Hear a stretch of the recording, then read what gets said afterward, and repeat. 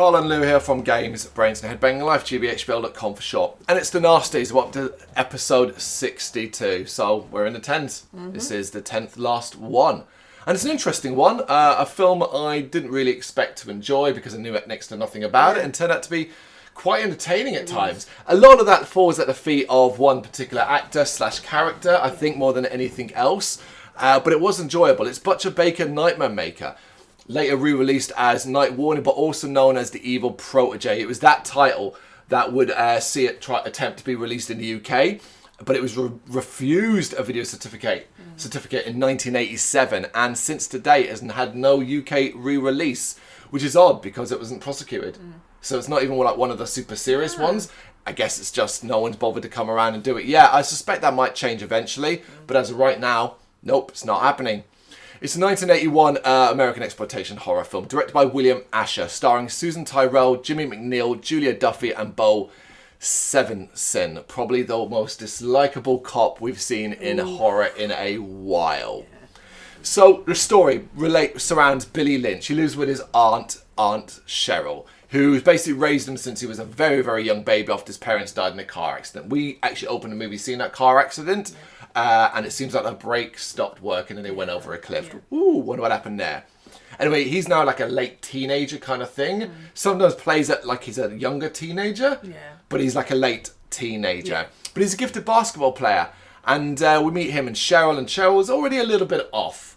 This is Susan Tyrrell, easily the most fabulous thing in the movie. She's really good. Her facial expressions are hilarious. And she's just a little bit kooky. A little bit off. She's basically lived alone with him all his entire life. Seemingly very few men on the scene as well. We think at first. Yes, she's also very protective of Billy and seems to be fearful of him leaving. So when he gets a chance to get a scholarship, she's very dismissive about it and stuff like that. A lot of the good scenes in this movie are actually often between them. You can kind of see both sides of the story. You can see her fear, but you can also, about being alone and where that's coming from. But you can also understand his desire to move on with his life, move forward with it. It's a great opportunity. There is a fun thing here where he gets bullied by some of his basketball teammates, and one who is Eddie, and it's a very, very, very deep cut of a very minor role for an actor very early in his career. It's Bill Paxton. Yeah, you pointed that out. It's Bill Paxton. Because it was from the side. I didn't quite get it, but then he smiled, and it was like a sneer smile, and it was like, oh, of course it's Bill Paxton. But Billy also has a close relationship with his coach, Tom Landers. Also, we've got Julia, who's basically the school newspaper photographer, and she ends up in a romantic relationship with Billy, boyfriend and girlfriend. Billy turned 17. That's the thing, is he's playing a 17-year-old, but he's not 17. It's that kind of thing. But it's acceptable enough here. Yeah, he's not the worst one I've seen. Anyway, Cheryl changes her mind about the scholarship and is actually really supportive of him going now. She kind of seems to have come around it. You're very suspicious of because kind of her antics, often when she's alone as well, we see her antics or how she behaves and her facial expressions makes you kind of go, okay, she's probably not that as okay with this as you think. And she asks Billy to stop by the television repair shop to get the shop technician Phil to come and look at their TV set, which is apparently not working. Phil comes over, starts to work on the television, and Cheryl, and this is what we talk about, some of those movies, goes wacky. Kind of goes super over the top, aggressive sexual advances towards him, even exposing her boobs, her breasts to him, that kind of thing.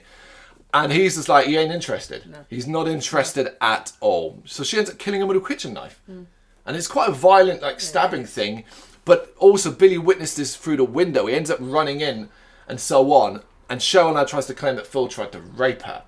So Billy, he's comforting his aunt and thinking obviously maybe that's what happened and stuff.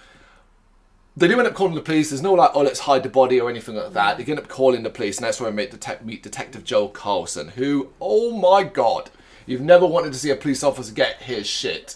Everything about this dude is wrong. He's just an awful, awful man. Super, super bigoted. Super, super homophobic. We'll get to why in a bit. Super, super, sexist. Everything. The only thing he's missing in this, because there's no one really of colour in this, is racism. But for sure he would have been. But he's super skeptical of Cheryl and the alleged rape attempt. Immediately, he has no interest in her story. He's just nah, it didn't happen. And trying to find every little thing. And wanting to pin it on Billy, seemingly. Blame it on Billy. And it's we know that's the case. but he's got nothing to go on, so it just comes across really, really cruel, really, really horrible. And he won't stop. He keeps digging around and ends up discovering that Phil, the television repairman, was gay, and that he's in a secret relationship with Billy's coach, Tom. And then from that assumes that the murder is basically a love triangle between Phil, Tom and Billy, jealousy between them all, and Cheryl is covering for his nephew. And it's like, holy fucking shit. And he, you know, with all of that, he uses that as ammunition, questioning Billy, using derogatory terms as well, and harasses Tom, forcing Tom to resign from his job at the high school because he's like, oh, if it gets out, your career will be ruined and that. And it's like, you are awful. What's really annoying is the character of Tom is actually a really developed one in this. You end up really liking him. He cares for Billy. He's a good coach. And so to see him get treated like this, it's really frustrating as well. But it's such a jump. And also, like, we get scenes as well where Joe is with his partners and the police, and even they're not quite like him. And he's got a partner who is digging around and trying to find out more information, but but Joe's like, oh yeah, no, it's just this and stuff. It's awful. He's an awful character, which I guess is a great actor then, really. Yeah, because you're supposed to hate him. Because you are supposed to hate him. Cheryl, desperate to keep Billy from getting his scholarship, starts to feed him drugged milk, and that ends up causing him to perform really poorly at a scholarship tryout. He ends up falling over, dizzy, and banging his head on it, and that basically, obviously, that's off the books now. And in that time as well, she kind of like cleans up the attic, so to like give him like his own space, a separate room, but it's super kiddified, like reverted it back to being quite a young child. Sergeant Cook, that's Joe's one. He's been casing Cheryl's home and ends up becoming suspicious of her behaviour and aspects like that. Ends up talking to Julia as well about it. Although he does jump out the bushes here and is a bit like, don't do that. Yeah. Don't do that. But yeah, Cheryl ends up walking in on Billy and Julia having sex, and that causes one of those crazy moments. You know what she reminds me, like, she's a combination of like Carrie White's mother. Yep. Got that element with Misery. Yeah. Misery, Annie Wilkes. That feels like a bit of a combination of the two there, except without the sort of religious tint more than anything else. Although it is there, because it's dotted around, but it is there. In the attic, Billy finds a photo of a man named Chuck, who Cheryl claims, he asks about it, was one of his mother's old boyfriends. Billy then has Julia stop by the house to distract Cheryl so he can look further into her room and kind of thing. You distract him. He ends up finding his birth certificate, and actually from that discovers that Cheryl is his legitimate mother and that Chuck might have been his father. But while he's doing all of that, Julia because Cheryl here does a really good job of that Annie Wilkes moment where Annie Wilkes is depressed, if you remember that. This is what it is. Cheryl's stoic face, she's hammering meat with a meat tenderizer and ends up using it to hit Julia in the head. We were quite surprised by that because we figured that was Julia out of the film, like dead and stuff like that. She's not dead yet, admittedly. She continues to drug Billy with milk, but she goes over the top of it this time. We see her fill the glass up quite heavily, and that knocks him out cold. Then we do then see that Julia's still alive. She awakens in a room in the basement where she discovers Chuck's corpse, his mummified corpse. He's been kept there ever since he died, but his severed head is in a separate jar, like a shrine kind of thing. We did actually see Cheryl go to this place once or twice before. We don't see any of that. We just hear her talking like out loud as if she's talking to herself. But it's been built quite nicely. It's kind of like you know it's what's coming here, but it's still a nice sort of surprise and a twist kind of thing. The only question you've got now is, well, how does this relate and how does this work and why is she crazy like this, you know? All throughout the film, we also have had another character. We've had Marge, which is a next door neighbour who kind of just comes over and has some fun with Cheryl. They're friendly, they get along and so on. But she, after being inside the house with Cheryl and sort of seeing things and seeing her show us behaviour, kind of gets a bit suspicious and even pretends to leave so she can kind of spy and keep an eye on things. And through that, she ends up discovering, like, looking around and stuff like that, and ends up discovering that odd things are going on. Tries to make her escape as a storm picks up, but gets chased by Cheryl and stabbed to death with a machete. Here's a good point to sort of mention and reference, I guess. What is often some of the deaths can be quite bloody. There are quite a few bloody deaths here. We got Phil earlier on, which is quite a violent one because it happens in the kitchen. In the kitchen, I've got blood spurting around, and here the machete, because it's also to a character you kind of like, you know.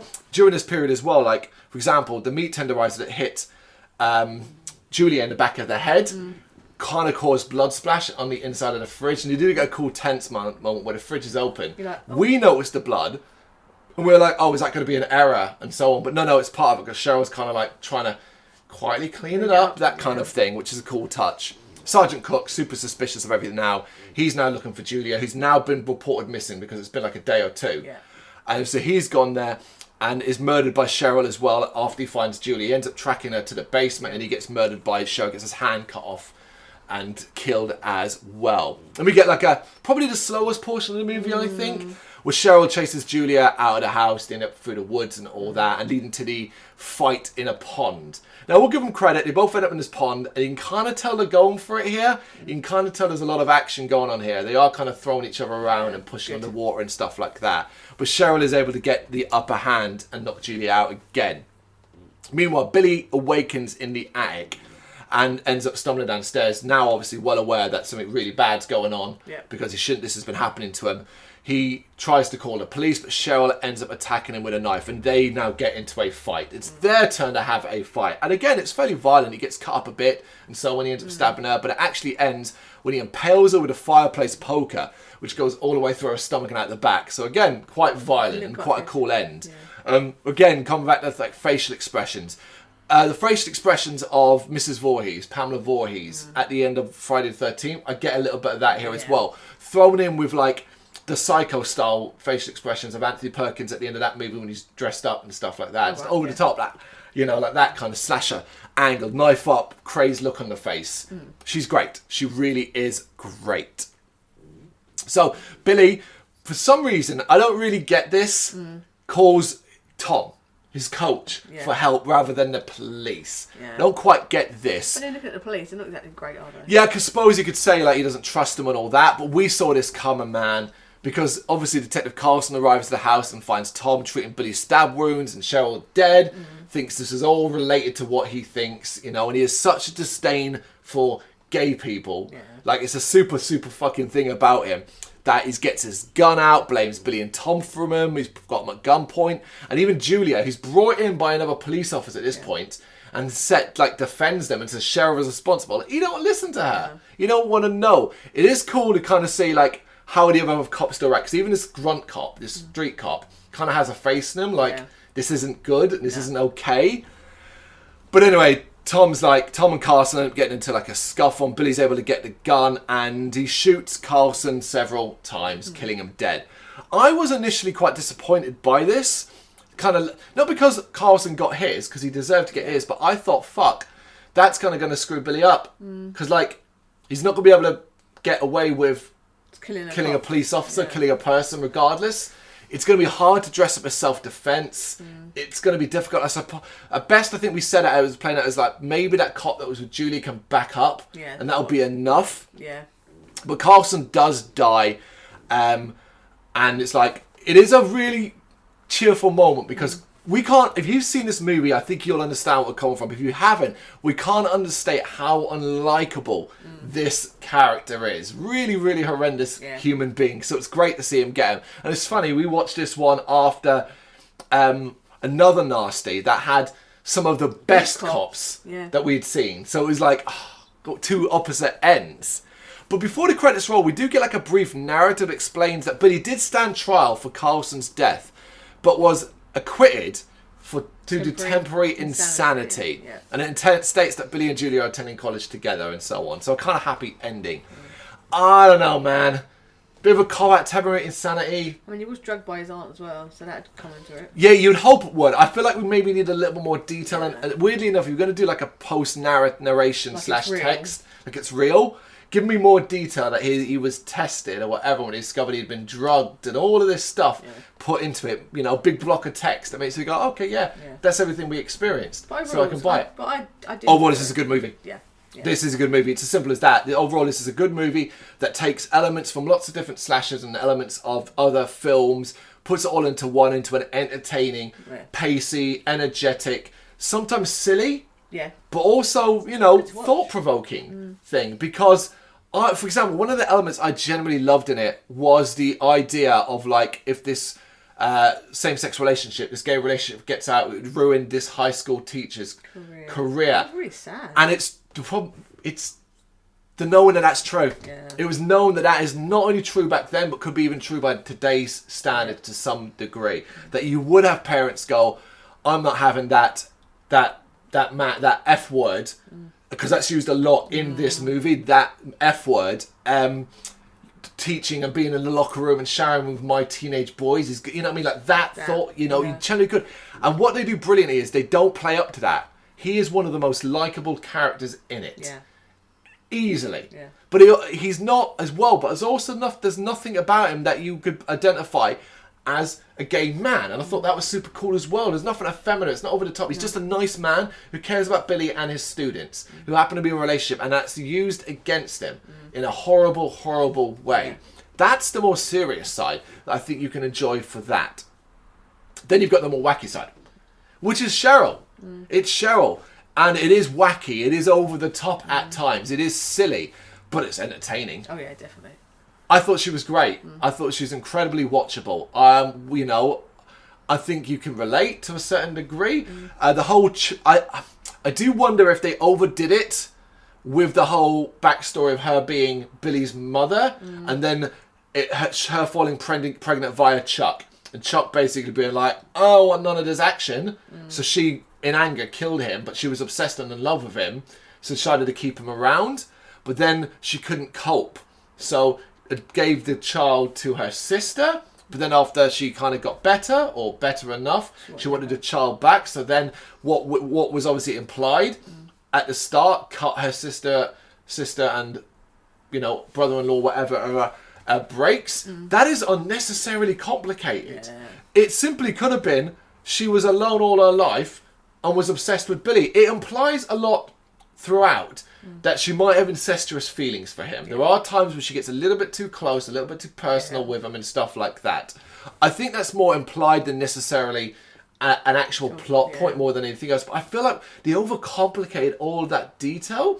Hell, we could have even done that she was his real mother, but she suffered from postpartum depression, and obviously that wasn't as well treated or understood back then. So in that, she gave up the baby and so on. But when she got better, that's something that could have worked as something like that more than anything else.